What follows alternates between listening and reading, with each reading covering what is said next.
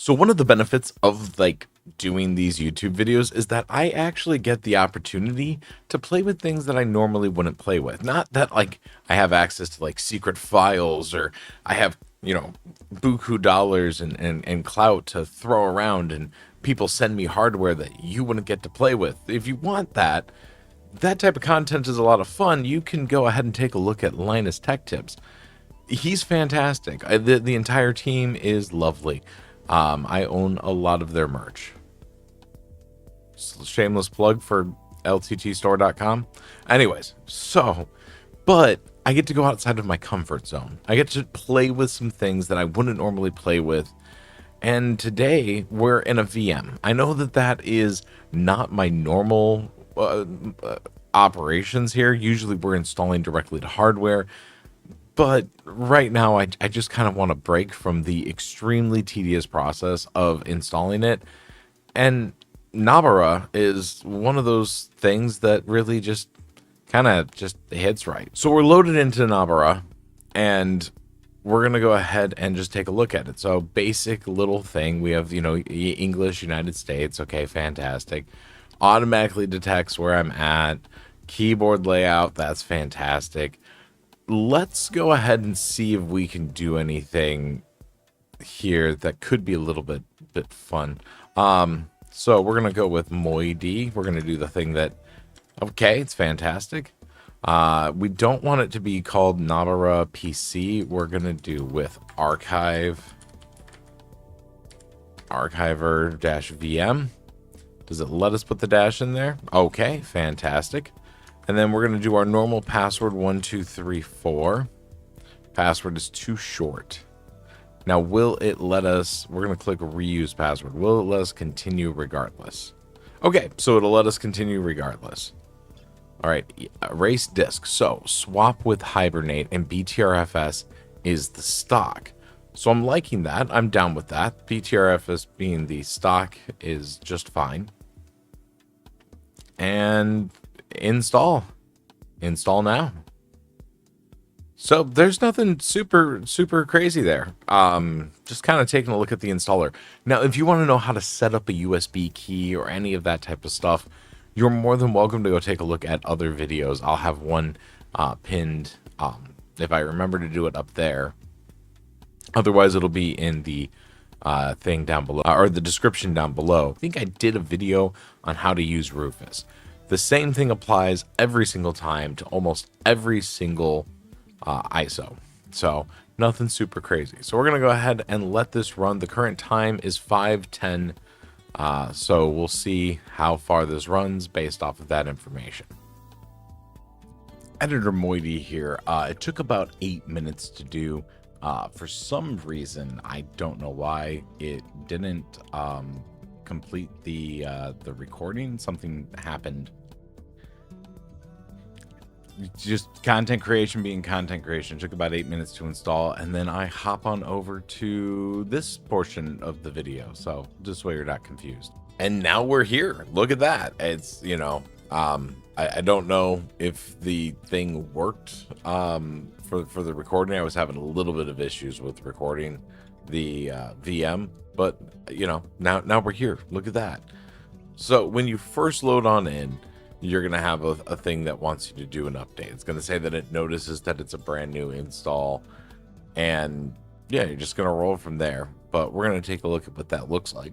So it'll load up similar to this, right? And then it's going to go through and do a bunch of checks. It takes a little bit of time, and then it'll eventually say install updates, and you click install updates, and I doubt that there's going to be any updates. I had to run the updates to get to the point where we're at, because now we're actually on hardware. So this thing that says no updates available, that will actually say updates. So run the updates. You can check for updates, do repairs, all that fun jazz. It's very simple, very easy. There was one thing though that got my attention, which is why we're actually on hardware instead of a VM, is because over here, optional steps. DaVinci Resolve. Install or update DaVinci Resolve and perform fixes to allow it to run. I wanted to try this one out live, so I, installed it to my computer, and we're here. The only thing I installed was OBS, and we just rolled from there and got that all set up. So let's go ahead and click launch. Download DaVinci Resolve. Okay. Simple, easy peasy. Free download. Linux. Register and download. And then that's going to run through. I will note that I do like seeing that they have Brave as the browser. Now, during the whole debacle, when it like first happened with the terms of service with Firefox, I remember hearing that some distro was going with Brave, but I wasn't aware that it was Nobara that was doing Brave. By the way, if you've gotten this far into the video and it's annoying the hell out of you that I don't know how to say Nobara, that's fine, because that's the whole point of me saying it. Anyways, all right, so we have this downloaded. Let's take a look here. Select downloaded file, DaVinci Resolve, open. Running DaVinci Resolve installer. What I'm wanting to see is if it does the tweaks and whatnot that are needed to make AMD hardware function. Contrary to popular belief, there is a way to make it work. I've done it before one time, but there is a way to make it work. But if Nobara has the everything kind of as like one quick, easy to do, thing, I'll be really interested. I'll be very intrigued. It doesn't seem to be popping anything up. We'll go ahead and wait until something happens. Okay, it showed the installation process of just saying that it was installing. It just out of nowhere, DaVinci Resolve popped up here. I'm very okay. Let's find out if it works. We got DaVinci Resolve 20, loading projects, new project, create. Holy cow. Okay. Well, I mean, this is pretty par for the course. Let's try dragging and dropping in some video. Change frame rate. Whoa. Okay.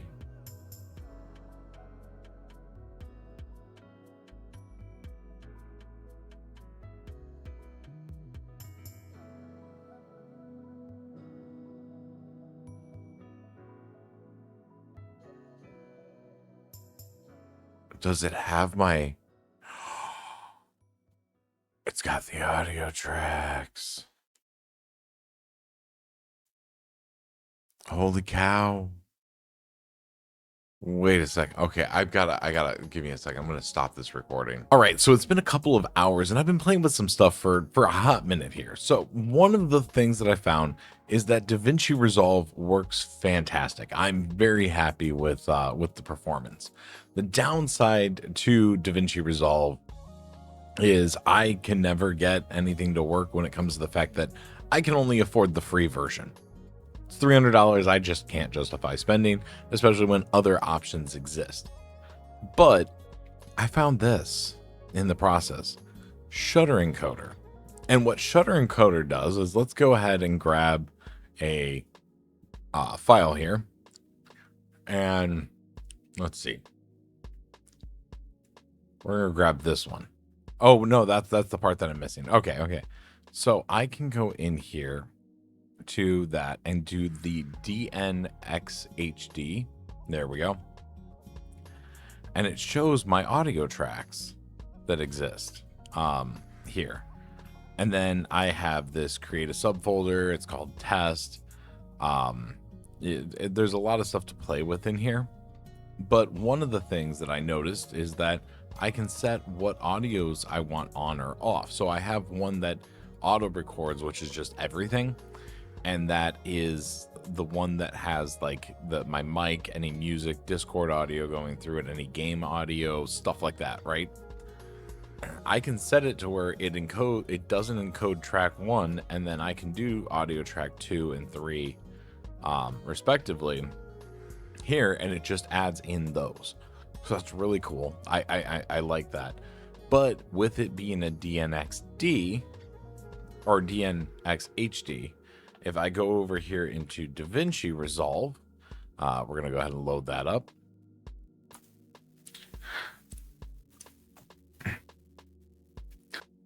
Delete. Why are things not wanting to cooperate? But I can go in here, go to Fairlight, and my audio is right here, right? So that that works superb. It's fantastic. I'm really excited and happy with this. That I have DaVinci Resolve installed with little to no issues. So I'm very impressed with that outcome. All right, Editor Moiety, one last time. I got a little bit off track when it came to the recording that I was working on. So we're going to go ahead and step away from where we're at here real quick. The next thing that I wanted to point out is related to, you know, the other packages that are in that welcome screen. So give me just a second, let me get that pulled up. So aside from the fact that I was extremely excited about how DaVinci Resolve was really easy to install, similar to the same concept as using something like DaVinci Helper, right?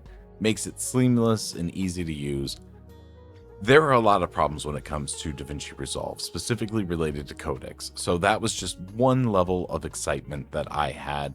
I was having a hell of a time getting things to work on just about every distro that I've done, aside from with Fedora. So as far as Fedora is concerned, this is pretty much par for the course for my experience. It usually works really well with getting the one thing that I would love to be able to use, which is DaVinci Resolve. It does a great job at that. So I have no complaints there. The next thing was that we have, you know, just take a quick look over everything else that we have here. You know, we have Proton Plus, which if you've seen my other video where we had Proton Plus with PicoOS, it works fantastic. I've been playing games and whatnot, just testing everything out, seeing how the system works. Having access to that cache Proton is just beautiful. I love everything about it. I've gotten some time with Blender. Everything runs smooth and seamless. It functions how I would expect Linux to function with everything. The only thing that I just found was this wonderful little program that's right here, which is the Shutter encoder. And obviously that's going to work. It's got an app image or a .deb file. So it's going to work pretty much without any issues inside of just about every OS. So if you're having problems with dealing with DaVinci Resolve, then Shutter is probably going to resolve a lot of the problems because it puts it inside of codecs that DaVinci itself works with, which is where we have a massive issue every single time as far as Linux users with AMD hardware on the free version of DaVinci Resolve. The next thing that we have to talk about is just the first step side of things. Update your system, open driver manager. This is really, you know, cut and dry. Similar driver manager that we have to something like PicoOS. I believe even in PopOS we have that type of thing kind of built in to the system itself. Nobara tweak tool. The one thing I will say is Nobara tweak tool kind of, you know, yeah, it's cool. I was hoping when I saw the Nobara tweak tool to see something like having that scheduler and whatnot, just because my experience related to the concept of Nobara was of Nobara was the PicoOS side of things, where I had that scheduler and the kernel manager. But we're taking a first look. The other thing that's really nice though is that you have it built in right here. We can set to auto mount partitions, which is something that I use GNOME Disk utility for. So that's really kind of nice. I enjoy that. One thing that I will note is that we have this interesting application here. We're used to seeing in the KDE environment Discover being a thing. But Flatpost is the Flatpak manager that Nobara has in its, you know, in the distro, you know, off the bat. And it works fine. Like if we do Google Chrome, right? That's one of the few things that I want a Flatpak for. for my personal use case, is having Google Chrome. I'm a content creator. Having Google Chrome, a hell of a lot more just enjoyment, I guess, or ease of use in that type of environment. To have access to the native thing that Google makes. So, that's one of my defaults that we have. But if you want the, create a FLAC pack, it shows up here. One thing to note with this is we have images, right? Which is what was one of my small little gripes when it came to PicoOS recently is having the images for, the logos. Just a personal little gripe. But nothing, it's not anything big. It's just more so in the world of distro hopping, which I do a lot of distro hopping. In the world of distro hopping, you get to see how other, distributions handle things and things that they see priority in or special tweaks, things like that, right? I will note that Flatspot is very slow to load. When it comes to Discover, it just loads right away. But yeah, so if we could just go in and like say Signal, we want to go ahead and grab Signal for desktop. It's really easy. You've got this here. You've got this information page that you can click on that gives you all the information there. You don't have to click into it. But if you want the information or you're not familiar with the package, you can take a look at it. Otherwise, you can just click the install process and install the application. It works really well. It's a Flatpak manager. And then the last thing I want to point out is related to content creation, because that's what I enjoy doing is content creation. When you load in OBS, when you install it from the welcome screen, I'm saying it that way because I haven't tried it in the other direction. You get everything. You have the ADEM multi-stream, which is fantastic. It's beautiful to have. Then you have the ADEM vertical layout. So if you want to do content creation with vertical, it's all here. The only thing that's not here is you don't have the ability for chat to be embedded inside of your OBS. Not the end of the world. Something I really enjoy, but not the end of the world. You also have to use your stream key to set everything up. You can't do the account connect. So again, not the end of the world. It's, having access to some of these plugins is fantastic. The other thing is that it was really easy to add additional filters. So like source record is something that I need to get in the habit of using. I was able to add that without any issues. If you're looking for how to find that, maybe one of these days I'll do a video on it. You have to add the .so file to the what's the word I'm looking for, through root. There we go, that's the word. And then the last thing, it's fantastic. It's one of the things that I love. If I go off and do print screen, I have the ability to immediately go into it because it is running the 6.4 KDE environment. I love that. I think that that's a beautiful thing.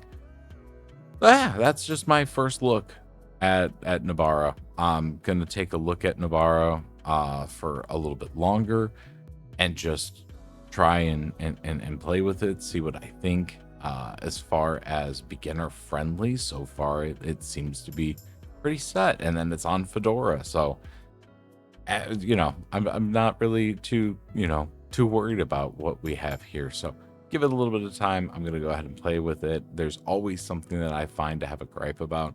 I have my own gripes about just about every single distro, but I distro hop. So I'm comparing distributions to each other constantly, right?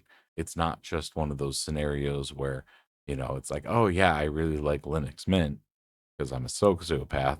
I really like Linux Mint because of this, and I don't really like to go outside of that comfort zone. It's one of those things. I don't like to stick in just a, Arch-based or Fedora or Debian-based distro because I like to play and see what other things have, and I get to learn more from that.